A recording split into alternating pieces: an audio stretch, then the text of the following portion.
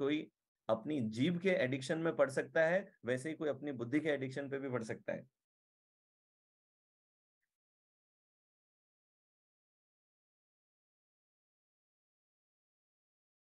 ठीक है।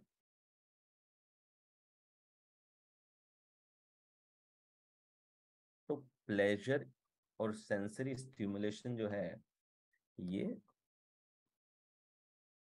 और हैप्पीनेस दोनों में अंतर रहेगा हमेशा। तो इसका मतलब ये है कि कोई प्लेजर एक्टिविटी में हम रहे ना, जी नहीं, मैं ये नहीं कह रहा हूं, मैं फिर से क्लियर करूं। आपको अगर सेंसेस मिले हैं, right, and if you stimulate your senses it is good, what's wrong in that, but don't equate this with your happiness. क्योंकि देखिए, अगर तो सेंसरी स्टिमुलेशन हैप्पीनेस है, तो मुझे बताएं, कल को आपको हम कुछ ड्रग्स करा दें। आज इतनी सारी ड्रग्स होती हैं मार्केट के अंदर। मेरे एक फ्रेंड है हरिओम गांधी करके, उन्हें सुपर कोक बोला जाता है गुजरात में। वो जो एक एयरपोर्ट के ऊपर 2000 करोड़ का जो जब्त किया गया था माल, he was one of the important person in that. तो हम कई बार बैठते हैं तो साइकेडेलिक्स पे और ड्रग्स पे बहुत बातें करते हैं, क्योंकि आप अगर ब्रेन को समझना चाहते हैं तो आपको साइकेडेलिक्स को और इन केमिकल सब्सटेंसेस को समझना पड़ेगा, क्योंकि ये कैसे आपको डिफरेंट ऑल्टर्ड कॉन्शियसनेस की स्टेट्स में ले जाते हैं। तो it is very important to understand that. तो अगर सेंसरी प्लेजर अगर हैप्पीनेस है, तो हम आपको मेरुआना के 2-4 कश लगवा देंगे, आप हाई हो जाएंगे और आपको लगेगा कि यही तो खुशी है जिंदगी के अंदर, क्या रखा है टेंशन लाइफ में, कहाँ भागा दौड़ी में चल रहा है इंसान। 2 मिनट में तो पूरी विचारधारा बदल जाएगी आपकी। हम्म। जितने भी यहाँ पे मुस्कुरा रहे हैं, जहां ना पहुंचे रवि वहां पहुंचे कवि, और जहां ना पहुंचे कवि वहां पहुंचे अनुभवी। हम्म। अनुभव दो प्रकार से आता है, एक तो खुद से, और एक जब आपने बहुत लोगों को स्टडी किया हो, तो दो ही तरीकों से आता है। तो यहाँ पे बहुत सारे शिव जी के भक्त लग रहे हैं मुझे। तो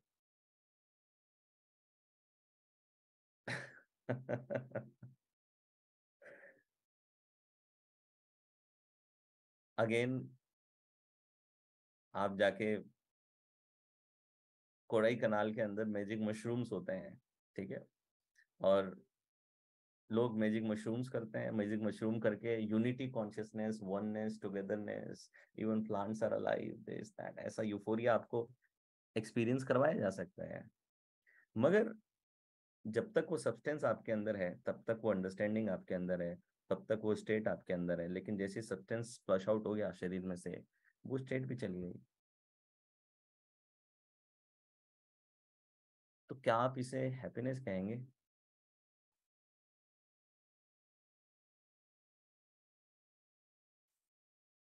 हम्म। ये प्लेजर है, ठीक है। मैं इस चीज पे टिप्पणी नहीं कर रहा हूँ कि आपको ये करते हैं ये गलत है सही है, जो भी है, अभी कई चीजों पे रिसर्च चल रही है। कोई भी चीज अगर एक स्मॉल कंट्रोल्ड मात्रा में, कंडीशन में अगर आप यूज करते हैं, तो उसके कुछ बेनिफिट्स हो सकते हैं, लेकिन कभी भी आउट ऑफ कंट्रोल ना जाए।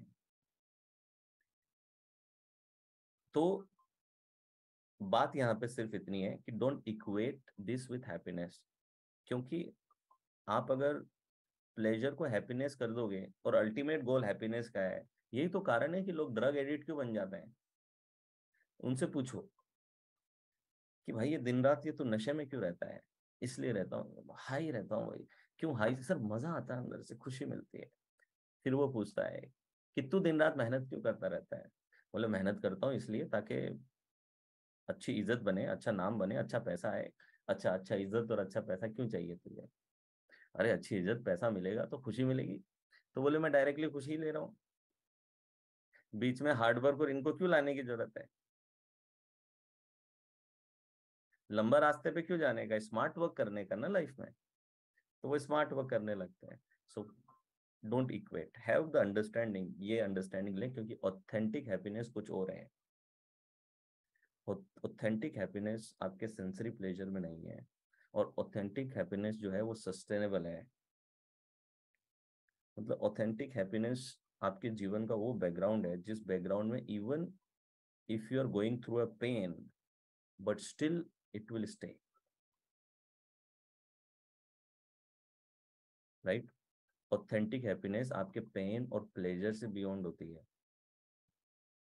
सो you can be in a pain, you can be facing failure, you might be facing setback in your life, but you might be going through a heartbreak in your life, but still you can sustain happiness inside you। थोड़ा अजीब लगता होगा, ठीक है, कि ये कैसा है, ये तो बड़ा अलग सी चीज लगती है, बट यस।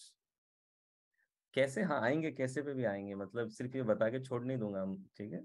पूरा पढ़ाने आए हो आप लोगों को, मजे लेने नहीं आया कि आज सिर्फ ये सब बता दूंगा और फिर बाद में छोड़ के चला जाऊंगा, ऐसे नहीं। इस पे भी बात करेंगे कैसे करना है।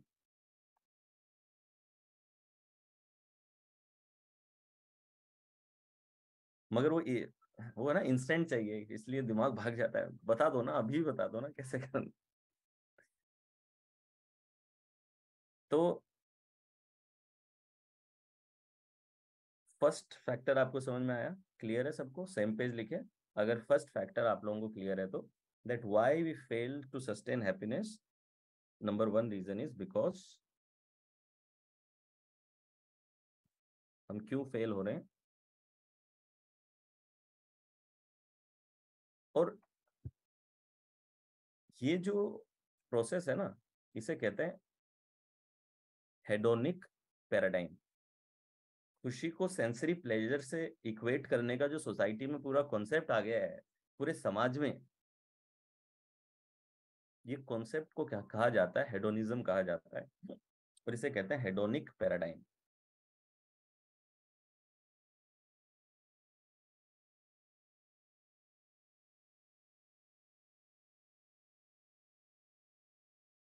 ठीक है, तो this is called hedonic paradigm. और हेडोनिक पैराडाइम का बेसलाइन कंसेप्ट क्या है?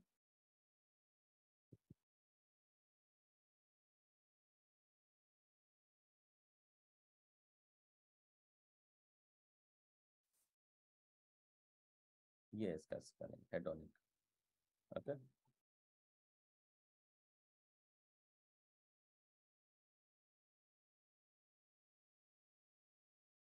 हेडोनिक पैराडाइम क्या कहता है? हेडोनिक पैराडाइम आपको ये कहता है हर सब,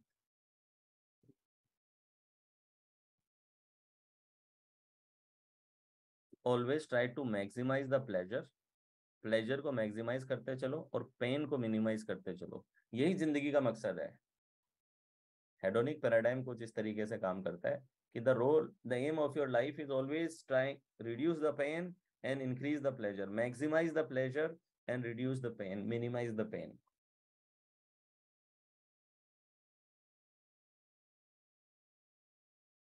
अब दिक्कत इसमें क्या है, जब आप हेडोनिक पैराडाइम में रहते हैं, पैराडाइम का मतलब होता है मानसिकता एक तरीके से, ठीक है, PARADIGM। तो हेडोनिक पैराडाइम क्या कह रहा है कि प्लेजर को हमेशा मैक्सिमाइज करने की तरफ जाओ और पेन को मिनिमाइज करने की तरफ जाओ। बट जीवन में आप अगर सफलता को देखेंगे तो सफलता में कई बार आपको पेन से गुजरना पड़ेगा, शुरुआत में प्लेजर नहीं मिलेगा। तो हेडोनिक पैराडाइम होने की वजह से हम लोग सिर्फ फर्स्ट ऑर्डर कॉन्सिक्वेंस में सोच पाते हैं, और ज्यादातर हमारा जो ब्रेन है वो प्रोग्राम्ड भी फर्स्ट ऑर्डर कॉन्सिक्वेंस के लिए है, हम सेकेंड ऑर्डर कॉन्सिक्वेंस नहीं सोच पाते। तो आप देखते हैं कई बार बहुत सारी चीजों में फर्स्ट ऑर्डर कॉन्सिक्वेंस पेन का होता है, प्लेजर जो है वो सेकेंड ऑर्डर कॉन्सिक्वेंस होता है, रिजल्ट जो है वो सेकेंड ऑर्डर कॉन्सिक्वेंस होता है।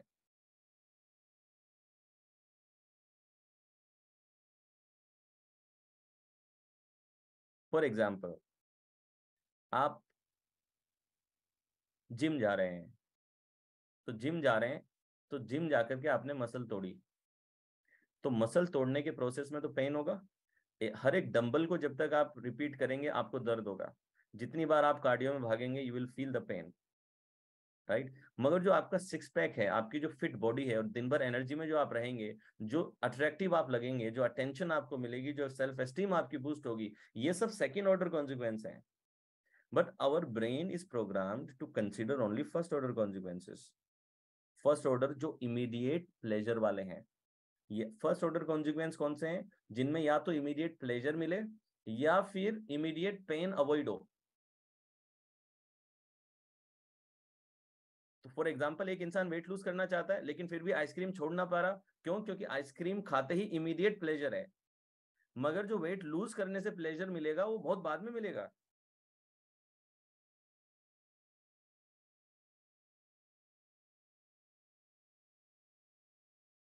तो आपका ब्रेन, ऐसे समझें कि पेन और प्लेजर में ब्रेन हमेशा प्लेजर चूज करता है। ये बिल्कुल क्लियर है आपके ब्रेन को, पेन और प्लेजर है तो क्या चूज करना है? प्लेजर को चूज करना है। ठीक है। दूसरा, पेन और प्लेजर में अगर किसी चीज की अगर भागना है, दूर भागना है, तो किससे भागना है? पेन से दूर भागना है, प्लेजर की तरफ भागना है। ये बिल्कुल क्लियर है ब्रेन को। ब्रेन को कॉन्फ्लिक्ट कब पैदा होती है? कॉन्फ्लिक्ट तब होती है कि पहले पेन आ रहा है लेकिन बाद में प्लेजर आएगा, या फिर पहले प्लेजर आ रहा है लेकिन बाद में पेन आएगा। Now this is where problem arises. यहां पे कॉन्फ्लिक्ट पैदा होती है, यहां पे आपकी नेचुरल प्रोग्रामिंग जो है गड़बड़ करती है। ब्रेन को एब्सोल्यूट क्लैरिटी है, पेन और प्लेजर में हमेशा प्लेजर चुनना है, प्लेजर की तरफ जाना है, पेन से दूर भागना है। ये बिल्कुल बेसिक इसको अंडरस्टैंडिंग है, बिल्कुल क्लियर है। लेकिन इसकी प्रॉब्लम तब हो जाती है किसी चीज में पहले पेन मिल रहा है लेकिन प्लेजर बाद में मिलेगा। तो ये क्या करता है? पहले पेन से दूर भाग जाता है, इस वजह से इसका बाद का प्लेजर छूट जाता है। तो ये जो इतने सारे लोग जो ओबीस होके घूम रहे हैं, क्या इनको पता नहीं कि वेट लूज कैसे किया जाता है? पता है। लेकिन वेट लॉस करने का जो प्रोसेस है, इस प्रोसेस में पहले पेन है, प्लेजर बाद में है। And they are able to only think the first order consequence because they are trained in hedonic paradigm। हमारा बेसलाइन प्रोग्राम हेडोनिक है, जो क्या कहता है कि इमीडिएट प्लेजर को सीख करो, प्लेजर को मैक्सिमाइज करो, पेन को मिनिमाइज करो। कॉन्फ्लिक्ट कब पैदा होती है? इन सिचुएशन में कई बार होगा इमीडिएट पेन मिल रहा है लेकिन बाद में प्लेजर मिलेगा, कई बार इमीडिएट प्लेजर है लेकिन बाद में पेन मिलेगा। तो जो आपने आइसक्रीम खाई, बर्गर खाया, ये जो मोटापा आया, ये मोटापा कोई एक दिन की बात थोड़ी है। बहुत दिन तक हमने अपने प्लेजर को फ्रंट पे रखा है, अब वो प्लेजर जो है पेन में कन्वर्ट हो गया है। आप नेचर देखेंगे तो ज्यादातर चीजें आप देखेंगे ऐसी होगी जो इमीडिएट पेन देती हैं वो ज्यादातर बाद में प्लेजर दे देती हैं, और कई चीजें जो इमीडिएट प्लेजर देती है फिर वो बाद में पेन दे देती हैं। यस और नो? हम जिम जाते हैं, इमीडिएट पेन है लेकिन प्लेजर बाद में आता है। आप आइसक्रीम, चॉकलेट, पिज्जा खाते हैं, इमीडिएट प्लेजर है लेकिन पेन बाद में आता है। आप स्पेंडिंग करते हैं, खर्चा करते हैं, इमीडिएट प्लेजर है लेकिन बाद में पेन आता है।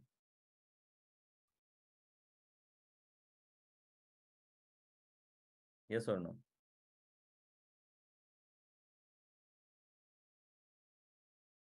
बंदा शादी करता है, शुरुआती दिनों में प्लेजर है, बाद में पेन आता है। तभी तो अपने आसपास के दोस्तों को, माता, सबको देखने के बावजूद भी क्यों जाता है? इसीलिए तो जाता है।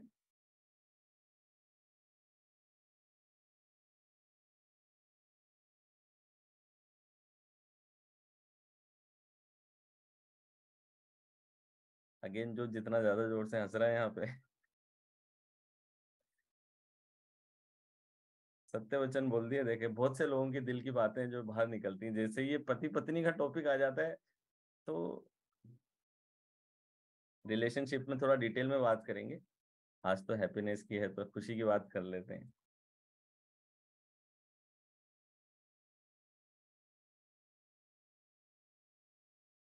ये हमारे विचित्र सिंह जी हैं, ठीक है। तो विचित्र सिंह जी को क्या एक बार शराब पीने की लत लग गई, तो वो जब भी ज्यादा शराब पीते, एडिक्ट हो गए, तो घर आते तो वाइफ एक बैट रखती थी और उस बैट से पिटाई करती थी, मतलब कि एक डंडा रखती थी और उससे पिटाई पड़ती थी। ठीक है, लेकिन फिर भी पी आते थे। अब एक दिन वाइफ ने कहा कि बाहर जाके सब्जी लेके आओ, 1,000 रुपए का नोट दिया उसे, और 1,000 रुपए का नोट दे करके कहा कि सब्जी ही लेकर के आनी है, अगर रास्ते में गई शराब पी तो ये बैट देख रहे हो, ठीक है, इसी से तुम्हारी पिटाई होगी। तो विचित्र सिंह जी बोले कि जी बिल्कुल, सब्जी ही लेकर के आऊंगा। अब घर से निकले तो इरादा सब्जी लेने का ही था, लेकिन रास्ते में कोई दारू का ठेका दिख गया, दुकान दिख गई। अब मन कहाँ चला गया, देखिए मन अब first order second order consequence की लड़ाई में चला गया, डिलेमा में चला गया। घर से निकला था तो क्लियर था, क्योंकि पेन इमीडिएट था। अभी जब शराब की दुकान दिख गई तो अब विजुअल चला गया। विजुअल क्या करता है, के प्रोड्यूस करता है। तो अच्छी अच्छी बोतलें दिख गई, अच्छी अच्छी दोस्तों की यादें आ गई, तो के प्रोड्यूस हो गया। अब के पॉजिटिव बन जाए किसी चीज के लिए तो उस बात को रोकना बड़ा मुश्किल है, तो के पॉजिटिव बन गया। तो अब अंदर हालांकि समझाने का प्रयास कर रहा है, अंदर हम कई बार हम ह्यूमंस ना खुद को भी बेवकूफ बनाने की कोशिश तो करते हैं, ऐसी बात नहीं है। अंदर कॉन्वर्सेशन तो कर रहा है वो, नहीं नहीं शराब पीना गलत है, ठीक है, वाइफ भी नाराज होगी, ठीक है, बैट भी पड़ा हुआ है, पिछवाड़े पे लगेगी दो चार, कोई मतलब नहीं है, ठीक है। अंदर कॉन्वर्सेशन करने का नाटक कर रहा है वो। जो जो भी डाइट में है फॉलो करना चाहे वो भी कई बार करते हैं, आइसक्रीम देख के नहीं नहीं आज ही जिम जाके आया हूँ, थोड़ा इतना कैलोरी हो गया, इतना कैलोरी ज्यादा हो जाएगा, ये हो जाएगा। हम खुद को भी थोड़ा सा बेवकूफ बनाने का प्रयास करते हैं, लेकिन अंत में एक ऐसा आर्ग्यूमेंट ले आते हैं जो आर्ग्यूमेंट कह देता है चल यार थोड़ा सा खा लेता हूँ, कल थोड़ा एक्स्ट्रा भाग लेंगे। लास्ट आर्ग्यूमेंट यही होने वाला है। ये वो भी जानता है कि अगले के पॉजिटिव बन चुका है आइसक्रीम को लेकर के। अब जो ये कॉन्वर्सेशन चल रहा है वो सिर्फ छलावा है, खुद को बेवकूफ बनाना ताकि गिल्ट थोड़ी कम हो जाए कि नहीं नहीं मैंने ऐसे ही गिव अप नहीं कर दिया, मैंने थोड़ा सा वकालत करी थी अंदर।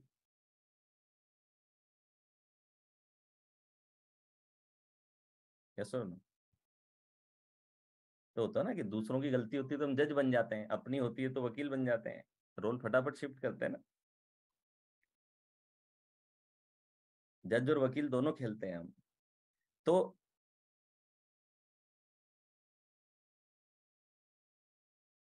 इसने बड़ा किया आर्ग्यूमेंट, लेकिन एंड में इसने कहा that what is more important to me, my stomach, my tongue और माई बैक, क्या मेरे लिए ज्यादा इंपॉर्टेंट है। उसने कहा कि भाई स्टमक ही ज्यादा इंपॉर्टेंट है, तो अभी जो इसको मजे आ रहा है वो कर लेते हैं। तो अब यहाँ पे देखें कि जो पिटाई पड़नी है ना, पिटाई फ्यूचर में पड़नी है, रिमोट है।